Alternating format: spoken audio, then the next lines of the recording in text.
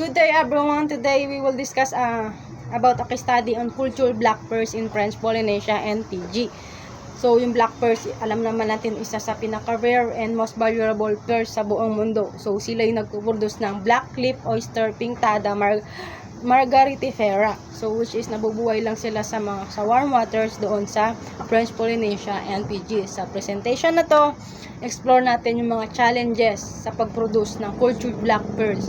And ano yung mga innovation na pwedeng gawin para maging successful ito. And bakit yung French Polynesia is one of the world's leading producer, habang yung Fiji naman is continues to grow as emerging competitor lang sila.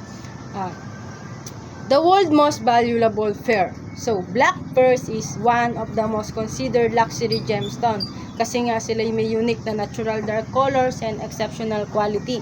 Unlike sa mga ordinary white pearls lang or black pearls, isa sila sa mga rare and can command pwedeng ibenta sa pinakamataas international jewelry market. So, sa mga pearls na to is nagpuproduce sila ng black cliff pearl oyster which is native siya sa French Polynesia and Fiji.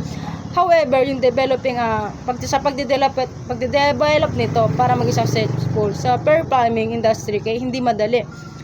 Kailangan yung farmers is kailangan niya ma-overcome yung major biological challenges sa breeding and paano to palakihin and paano niya to ibenta, paano nga ba maging success ang culture niya. So the challenge is early life cycle bottleneck. So before the 1960s, yung pearl farmers is nag-face sila ng several major challenges.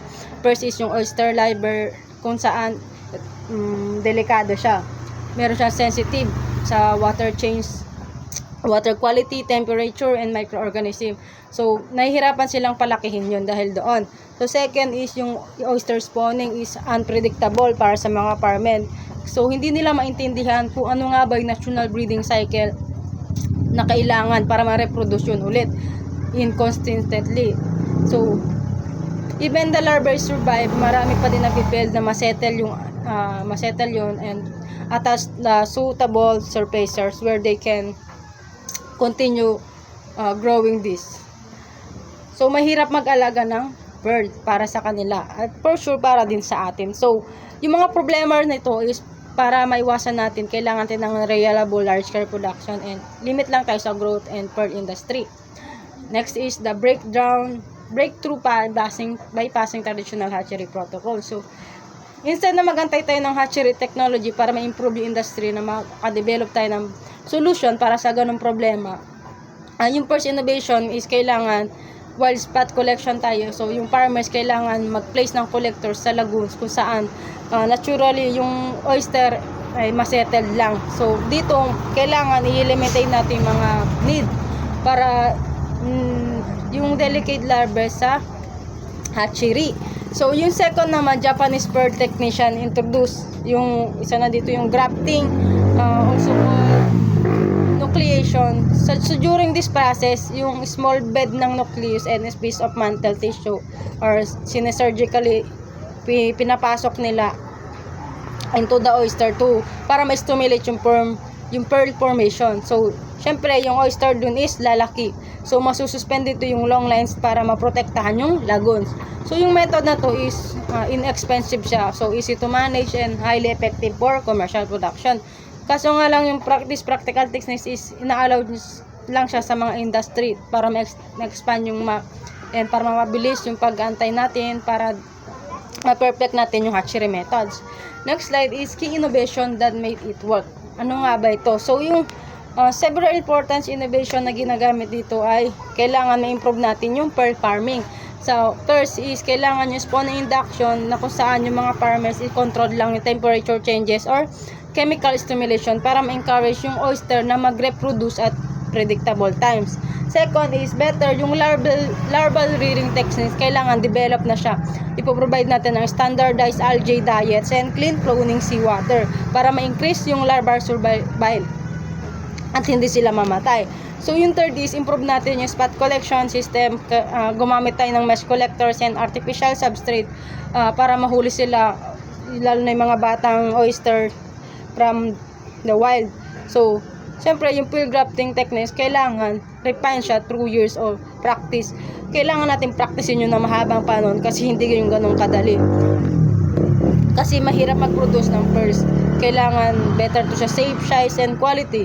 So, yung mga innovation na to, kailangan i-transform sa pearl farming into a successful commercial industry. Kaya nga lang, madaming challenges na harapin, hindi siya ganun kadali. So, market status, French Polynesia. So, today, yung French Polynesia is isa sa pinaka-recognize sa buong mundo, nag-lead na nagpuproduce ng culture black pearls. So, sinusupplies nila over 90% of the global market ay sila yung nag-e-export ng gantong product. Yung revenues lang nila is nag-e-exceed lang sa $200 million during peak production years. So, industry nito is nagpo-provide sila ng employment for thousands of people sa iba't ibang island. So, one reason para maging success ito is strict yung government regulation nila. So, yung every exported na pearl is kailangan ma-meet yung quality standards and protektahan nila yung geographical indication or sa mga G1 level. So, ini-help nila ma-maintain yung reputation of yung mga Tahitian black pearls. So, as premium luxury product. Siyempre, hindi nila agad-agad in-export yung product nila. Mahigpit sila dito. Kasi nga hindi ganun kadali ito alagaan. So, kailangan nilang proteksyonan ito. So, itong quality control na ginagawa nila and branding is ina-allowed lang sa French Polynesia para ma-dominate yung international market. Next slide is current market status ng PG.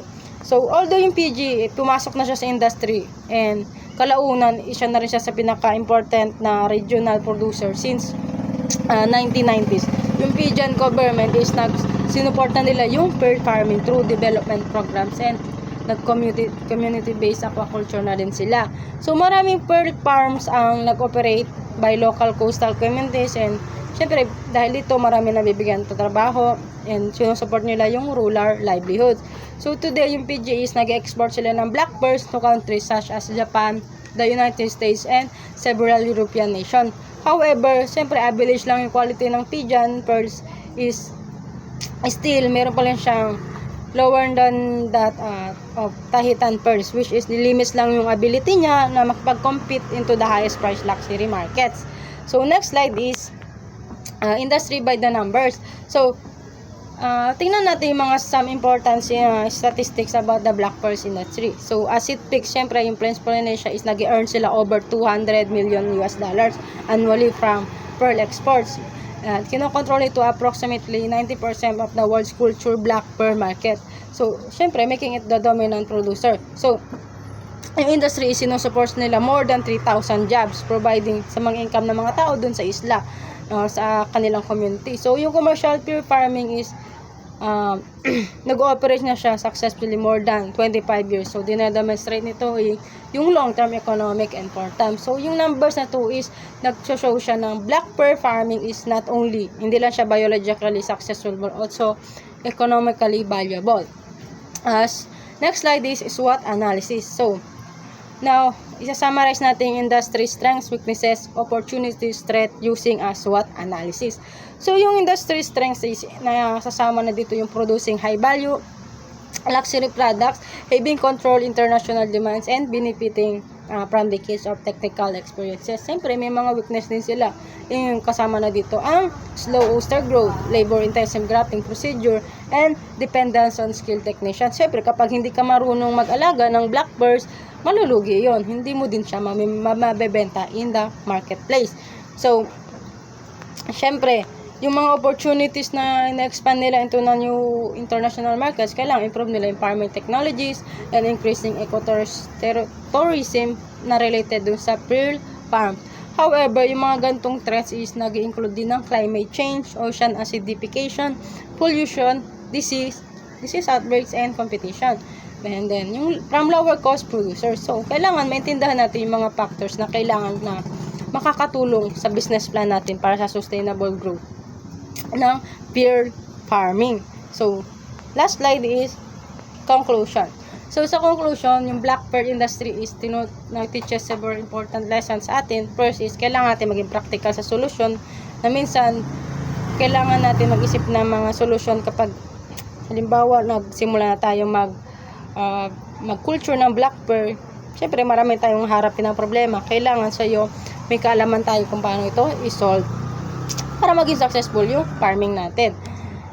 So, kailangan din natin na hindi lang sa pag-maintain ng ganong bagay, hindi lang sa isang problema, kundi kailangan din natin